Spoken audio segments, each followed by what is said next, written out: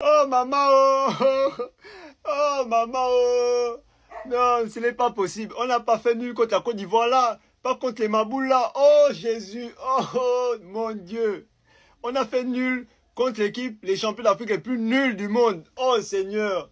Non, comment le poteau à la dernière seconde, comment à la fin du match là, Seigneur, qu'est-ce qu'on t'a fait? On a prié même toute la soirée, on a fait veille de prière. Le monde ne fait pas rentrer, ça ne fait pas être poteau rentrant, on a gagné, on est tranquille.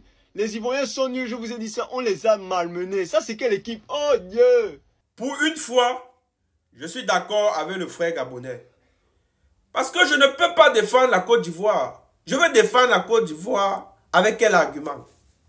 La seule différence qui différencie le jeu de la Côte d'Ivoire à celui du Cameroun lors du match d'hier est le fait que la Côte d'Ivoire n'a pas perdu son match. C'est la seule chose qui différencie les deux équipes.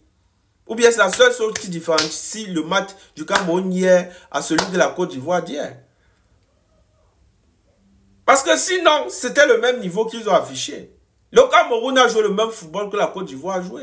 Mais maintenant, la seule différence, c'est que le Cameroun a pris un but. La Côte d'Ivoire a fait le maximum pour maintenir son match nul. Mais sinon, c'est la même chose. Et je comprends pourquoi on dit toujours que entre le Cameroun et la Côte d'Ivoire, c'est comme le mari et femme. Parce que les deux là marchent avec la même énergie, la même synchronisation, même la même philosophie de jeu. Tu ne peux pas défendre la Côte d'Ivoire alors. Tu veux le défendre comment? Si les Gabonais se lèvent, ils commencent à faire des vidéos en dénigrant le jeu de la Côte d'Ivoire. C'est tout à fait logique, c'est tout à fait normal. Nous tous, nous avions une télé chez nous.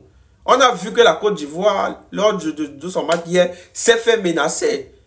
S'est fait plus même menacer lors de la deuxième mi-temps. À un moment donné, on se demandait même si c'était vraiment cette équipe gabonaise. À un moment donné, la qualité de ballon, la qualité de transmission de ballon qui s'effectuait entre les joueurs gabonais, sincèrement, c'était de classe mondiale. Les joueurs ivoiriens étaient perdus sur le stade. Dès qu'un joueur gabonais a le ballon comme ça, directement, Aubameyang, Bouanga, ils ont démarré depuis. On dirait que c'était des marathoniens. Infatigables. Ils sont comme Bibi Pio.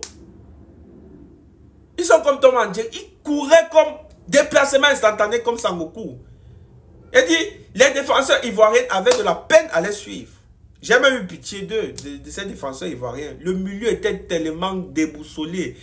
Le milieu de terrain ivoirien lors du match face au Gabon était perdu. Parce que les joueurs gabonais étaient mobiles sur le terrain. Ils étaient partout. Bref, avant de continuer la vidéo, j'aimerais demander à toutes les nouvelles personnes qui viennent d'arriver sur la chaîne YouTube de bien vouloir s'installer. Installez-vous confortablement, faites comme chez vous, activez la cloche de notification et abonnez-vous massivement à la chaîne YouTube. Et merci à tous ceux qui s'abonnent à cette chaîne YouTube. Sachez que, voilà, lorsque vous vous abonnez à la chaîne YouTube, vous m'encouragez. Et sachez que l'abonnement à cette chaîne YouTube est totalement gratuit et ça ne prend que 5 secondes. Donc, encouragez-moi en vous abonnant massivement à la chaîne YouTube. Voilà. Tout ce que je peux dire pour le mot de la fin, c'est bravo aux Gabonais. Ils méritaient une victoire. Il méritait une victoire. Le Gabonais méritait de gagner ce match. Moi, j'ai toujours dit que, voilà, sur cette chaîne YouTube, je vais toujours dire la vérité. Ce n'est pas parce que je supporte certaines équipes que je vais cacher la vérité, non. Lorsque vous aimez quelqu'un, vous êtes obligé de lui dire la vérité pour lui permettre de progresser et pour lui permettre de se remettre en question. La Côte d'Ivoire, à l'heure actuelle, doit se remettre en question si elle veut même aller en Coupe du Monde. Et même si elle se qualifie pour aller en Coupe du Monde, si elle ne se remet pas en question, elle risque d'aller là-bas pour partager les points et rentrer avec 0 points. Donc, là, il est impératif que la Côte d'Ivoire prenne les initiatives et se remette en question. Voilà. On attend davantage du coach MS Faye, qu'il nous montre ce qu'il a eu l'habitude de nous montrer lors de la CAN 2024 en Côte d'Ivoire.